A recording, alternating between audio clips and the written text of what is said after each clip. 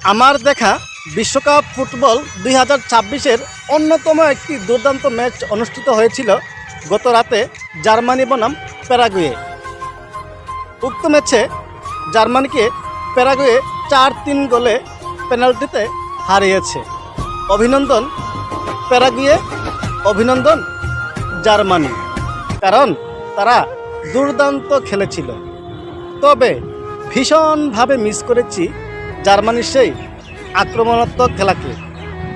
খুব মিস করেছি Michael Ballack, Miroslav Klose, Andre Schurrle, Schweinsteiger, Philipp Lahm, Mesut Ozil, Toni Kroos, Mario Gotze, Mats Hummels, Sami Khedira সহ নাম মনে না থাকা বিখ্যাত অনেক জার্মান খেলোয়াড়কে। আপনি যখন বিশ্বকাপের মতো একটা বড় মঞ্চে খেলতে আসবেন চ্যাম্পিয়ন হওয়ার জন্য, আপনাকে অবশ্যই চ্যাম্পিয়নের মতোই খেলতে হবে।